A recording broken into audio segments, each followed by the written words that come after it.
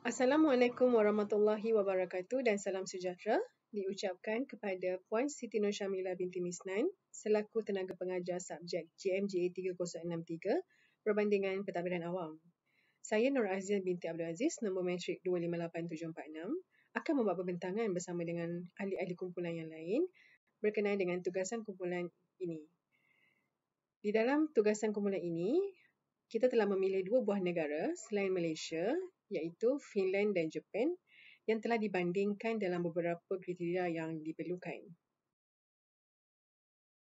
Ahli kumpulan kami terdiri daripada 5 orang, iaitu Eliana binti Ramli, Farah Fidalis binti Nordin, saya sendiri Nur Azia binti Abdul Aziz, Muhammad Hanif bin Mazin dan juga Muhammad Azwar bin Muhammad Asri.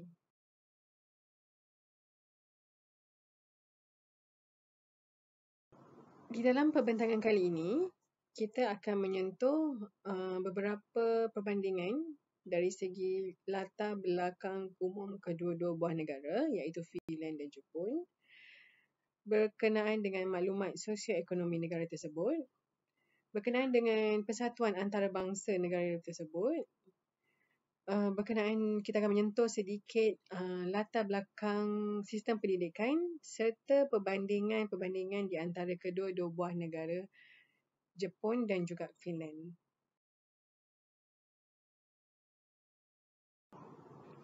Di Eropah Utara, Finland mempunyai hubungan dengan negara-negara seperti Sweden, Norway dan juga Persekutuan Rusia.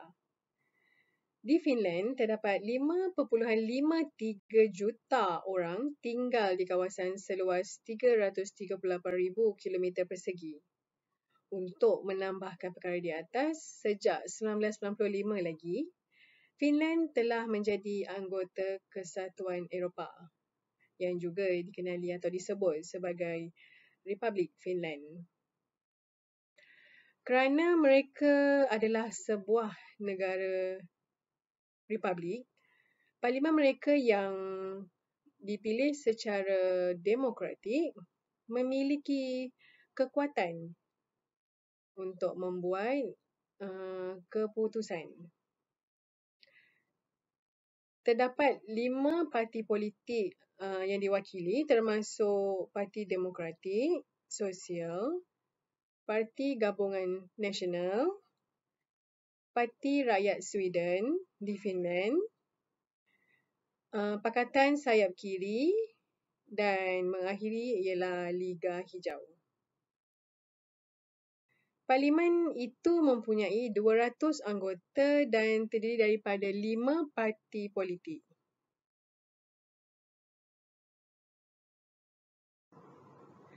Bagi agama di Finland, 71.9% daripada populasi adalah beragama Kristian, dengan majoriti tergolong dalam gereja Lutheran Evangelical Finland, ialah pemprotes Kristian.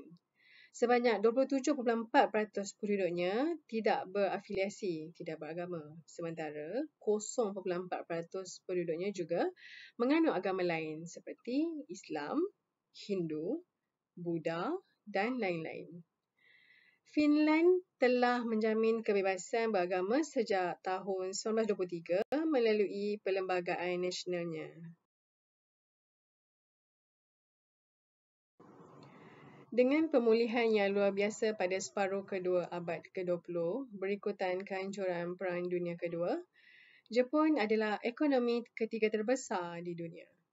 Di Jepun, terdapat sekitar 126.4 juta orang yang mengamalkan Shintoism dan Buddhism menurut Ensiklopedia Britannica.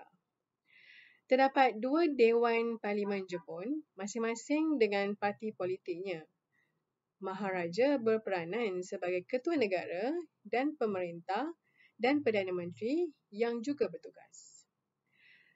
Diet Nasional adalah organ cabang perundangan Jepun dan ia adalah badan perundangan tertinggi di negara ini.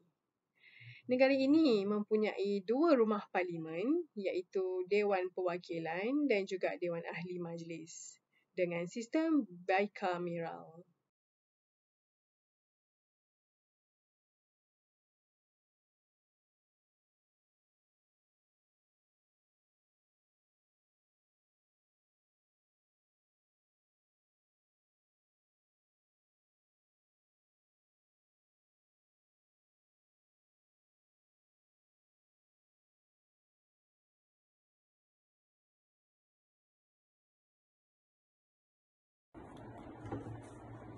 Assalamualaikum warahmatullahi wabarakatuh kepada doktor dan sahabat-sahabat semua.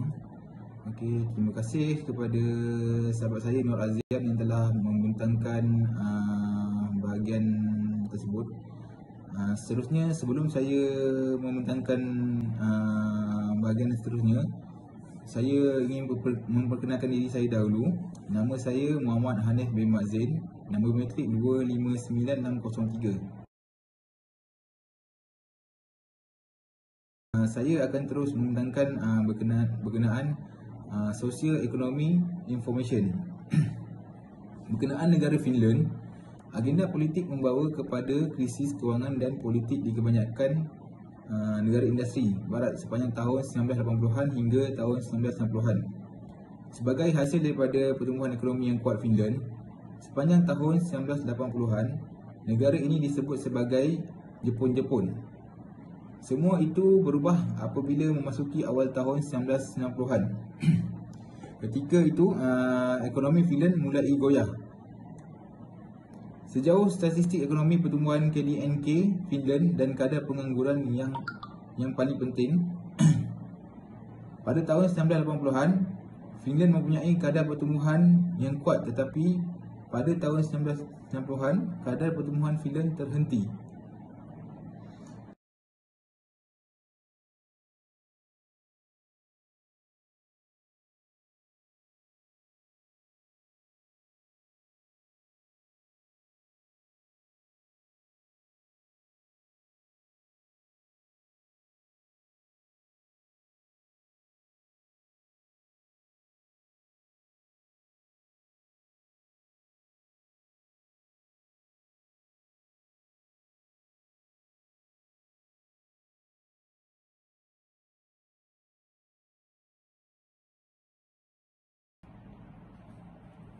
Berkaitan negara Jepun, oleh kerana Jepun mengatasi masalah-masalah penting seperti kekurangan tenaga kerja dan cabaran pasaran pekerjaan, kerajaan itu mengalami pemulihan sosial ekonomi.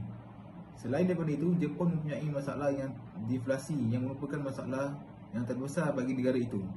Jepun juga mempunyai masalah lain seperti ketidakupayaan sistem jaminan sosial untuk bertahan yang meyakinkan daya saing sektor swasta.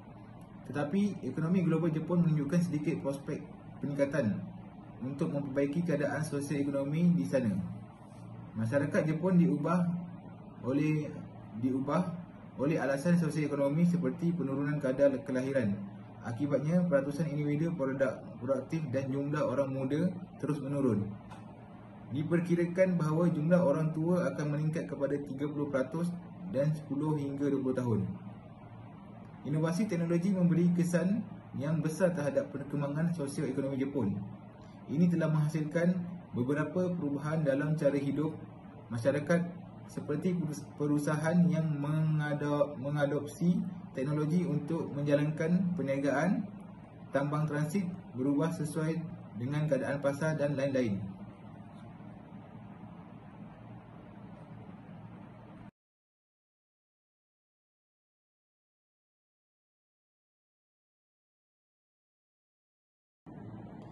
Okey, seterusnya saya membentangkan berkenaan International Association bagi negara Finland dan Jepun. Pendidikan Finland ditadbir oleh Kementerian Pendidikan dan Kebudayaan MEC yang merupakan agensi kerajaan sebagai pihak berkuasa pendidikan tinggi negara. Organisasi ini juga bertanggungjawab atas dasar dalam bidang sains, penyelidikan, budaya, sukan dan belia. Kementerian Pendidikan dan Kebudayaan membiayai hampir semua institusi pendidikan yang dibiayai oleh orang ramai. Pada tahun 2012, MEC diketuai oleh dua menteri, masing-masing bertanggungjawab untuk topik tersebut. Selain itu, Lembaga Pendidikan Nasional NBE dibentuk pada tahun 1961 dengan menggabungkan Lembaga Pendidikan Umum Kebangsaan dan Lembaga Pendidikan Vocational Nasional dan merupakan organisasi nasional yang melapor kepada MEC.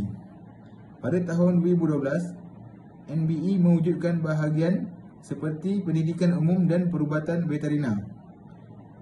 Antara yang lain,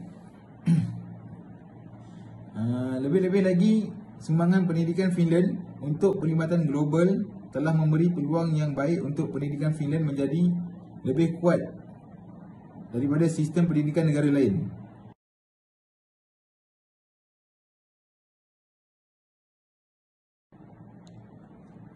Bagi negara Jepun pula, mereka telah mempromosikan kecemerlangan pendidikan asing di Jepun, JAFSA, memberikan sokongan yang diperlukan oleh ahli-ahlinya dan yang lain untuk berjaya. Harus diingat bahawa Persatuan Pendidikan Internasional AIEJ ditubuhkan pada bulan Mac 1957 untuk mempromosikan pertukaran dan persahabatan antarabangsa antara Jepun dan negara-negara lain melalui pelaksanaan program pertukaran antarabangsa yang berbeza sesuai dengan kebijakan pemerintah. Hasilnya, Jepun adalah rumah bagi sebilangan besar Persekutuan Pendidikan Antarabangsa Utama. Persatuan Bahasa Jepun untuk Pengajaran Bahasa JALT berusaha untuk meningkatkan kualiti dalam pembelajaran, pengajaran dan penyelidikan bahasa dengan menawarkan peluang kepada pendidik bahasa untuk berhubung, berbincang dan bekerjasama dengan orang lain.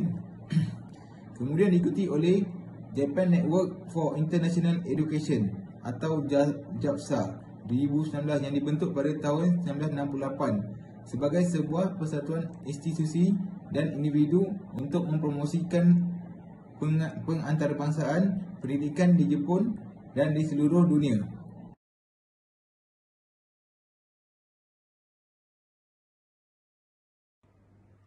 Terima kasih Muhammad Hanif. Assalamualaikum dan salam sejahtera semua. Saya Farah Fidalis binti Nordin, nombor matrik 258499 akan membentangkan slide seterusnya iaitu sistem pentadbiran. Di dalam pembesaran kanak-kanak, mereka perlulah memahami mengenai dunia di sekeliling mereka. Semua kanak-kanak harus mempunyai hak dan peluang untuk mengambil bahagian secara aktif di dalam aktiviti pendidikan berkumpulan tanpa mengira usia. Matlamat sistem pendidikan bagi negara Jepun dan Finland adalah untuk memperbaiki persekitaran pembelajaran.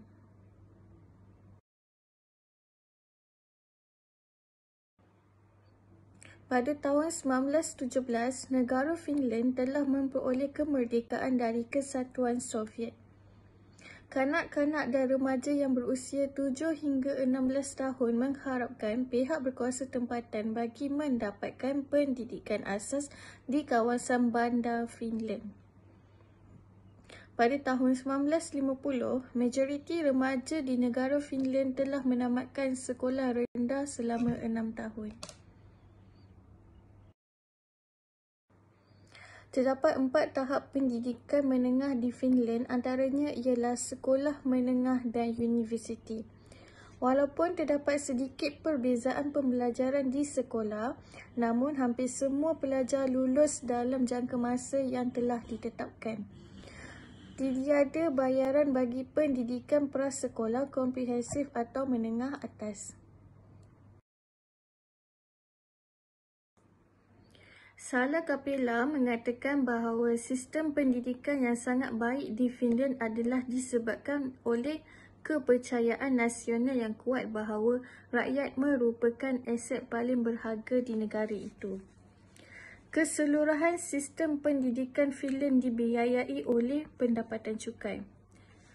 Selepas sekolah menengah, pelajar di Finland mempunyai pilihan untuk melanjutkan pelajaran di pendidikan vocational atau menengah atas.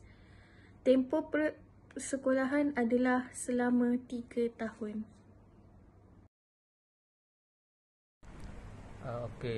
Terima kasih sahabat saya Delis. Seterusnya saya teruskan mengenai sejarah pendidikan di Jepun. Para Presiden Meiji, dia telah mengkaji dan memahami bahawa pentingnya pendidikan dalam memerdekakan sebuah negara. Sebagai contoh, negara Jepun, dia hanya memerlukan orang yang dapat membaca menulis dan mempunyai pelbagai kemampuan, di mana untuk membina sistem pendidikan yang kontemporari yang berasaskan pengetahuan barat, sistem pendidikan itu perlu dikembangkan. So, sebagai contoh, pemerintah Meiji dia telah menghantar pelajar-pelajar terpilih ke negara-negara barat. Seramai 54 pelajar telah dihantar ke Amerika, Britain, Belanda, Belgia dan juga Perancis dari tahun 1871 sehingga 1873, yang mana diketuai oleh Iwakura Tomomi. Perbelanjaan ditanggung oleh pemerintah dan ada juga sebagainya ditanggung sendiri. Pada ketika itu Jepun mengupah kira-kira lebih kurang 4,000 pakar barat yang dikenali sebagai oyatoi untuk mengajar di sana.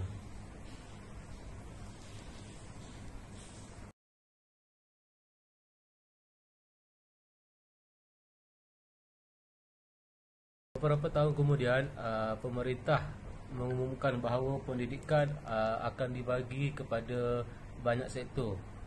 Sebagai contoh, untuk setiap sektor ataupun setiap daerah terdapat satu universiti serta 32 sekolah menengah dan 210 sekolah rendah.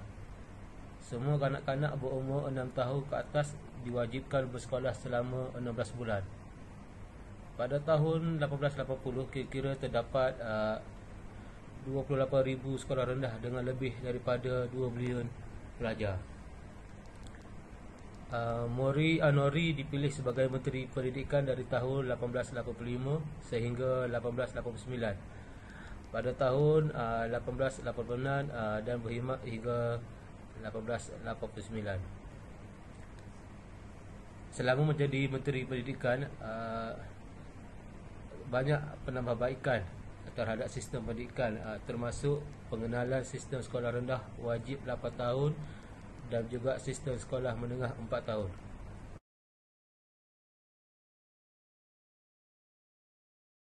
Pada awal sistem pendidikan, Kementerian Pendidikan menggunakan sistem pendidikan berpusat gaya Perancis, di mana kanak-kanak dikendaki bersekolah selama 16 bulan.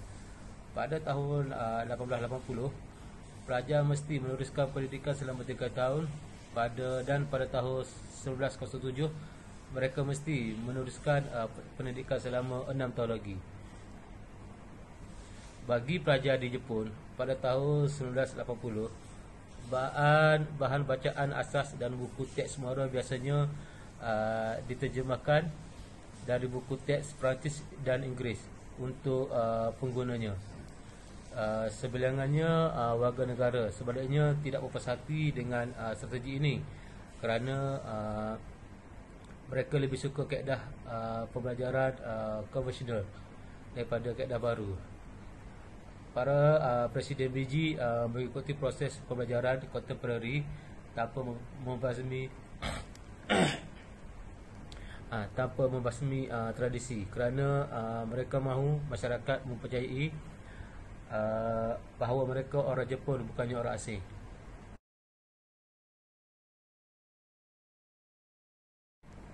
Pendidikan dan penjagaan awal kanak-kanak dan pendidikan tinggi di Jepun adalah antara negara yang mempunyai sistem pendidikan berprestasi tinggi, yang mana dapat ditingkatkan dengan menggunakan kemahiran dan pengetahuan yang diperoleh pelajar melalui pendidikan untuk mengembangkan negara.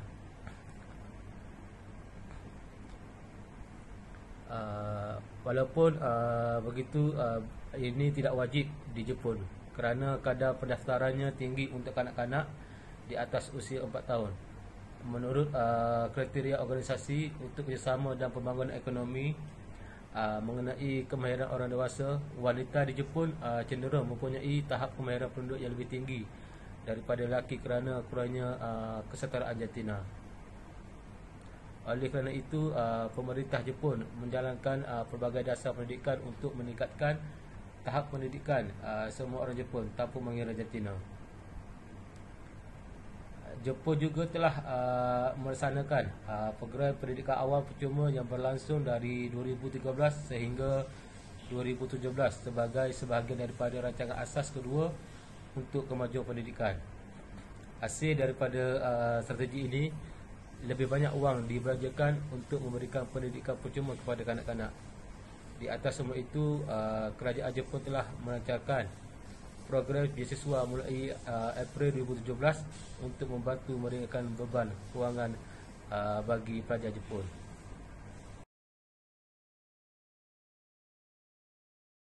Tinjauan kemahiran dewasa menunjukkan bahawa pendidikan seumur hidup di Jepun berada pada tahap yang rendah kerana orang Jepun kekurangan masa, latihan dan kesediaan untuk melanjutkan pelajaran.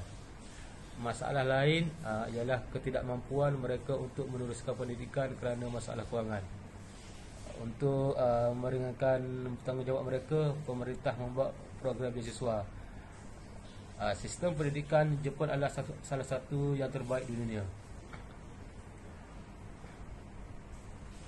Dan negara-negara lain mungkin belajar dari itu untuk mengembangkan sistem pendidikan mereka sehingga tahap pendidikan mereka setara dan dengan yang ada di Jepun.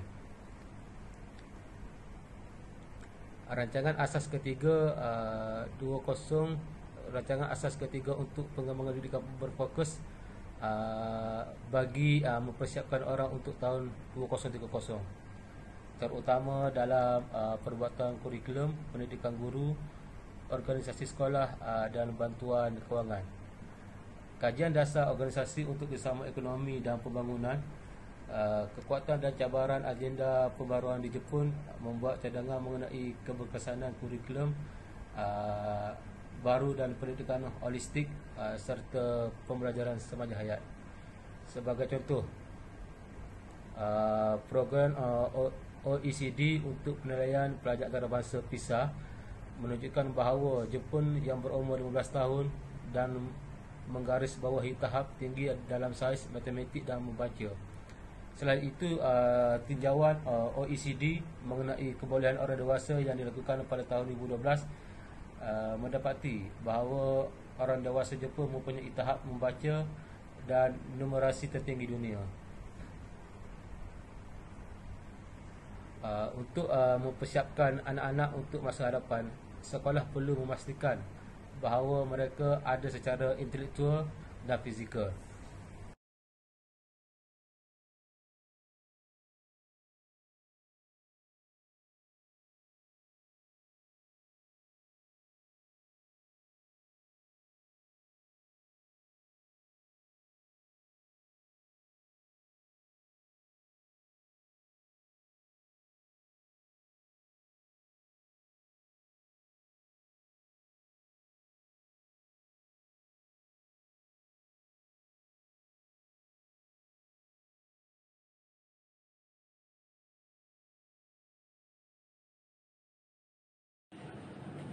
Terima kasih Muhammad Azwar.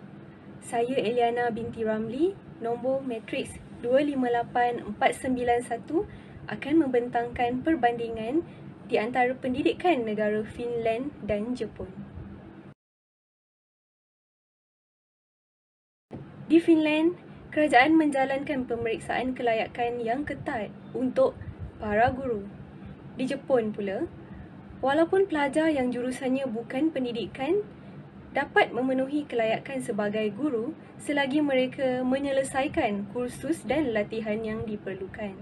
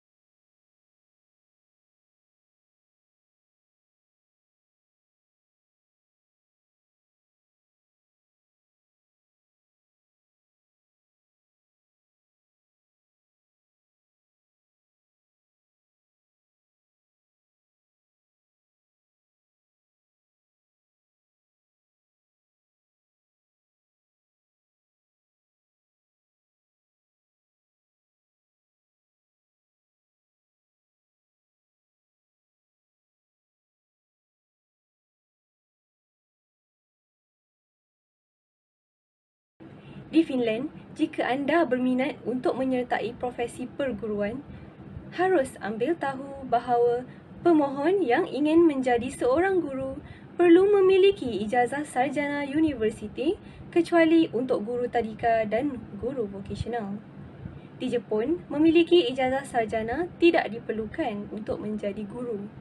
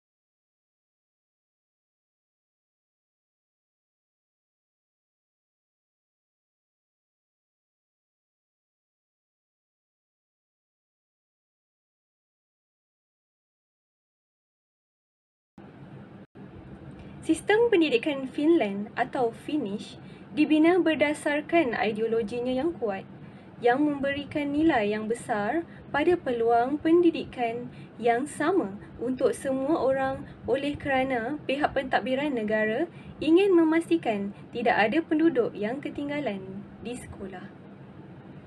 Di Jepun pula, sekolah Jepun memberi penekanan pada pembelajaran individu dan bukannya gaya pembelajaran interaktif yang merupakan idea yang berlawanan dari pendidikan Finland.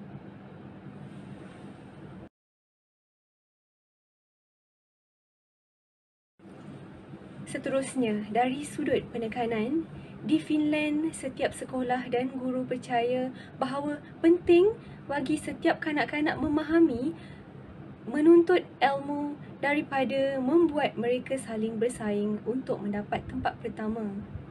Di Jepun, penekanan diberikan bahawa murid harus mempunyai moral di sekolah.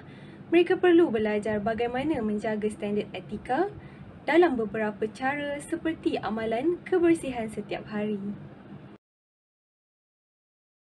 Seterusnya, di Finland, kaedah pengajaran seperti aktiviti luar kelas dan kerja berorientasikan kumpulan serta penilaian tanpa ujian standard merupakan bentuk-bentuk sokongan untuk membantu para pelajar. Tetapi di Jepun, murid mendapat banyak kerja rumah dari guru di sekolah dan mereka diharapkan agar melakukan segala tugasan yang diberikan serta meminta untuk menjawab apa yang telah mereka hafal. Begitulah bentuk bantuan di Jepun dan penekanan dalam pendidikan berbanding Finland.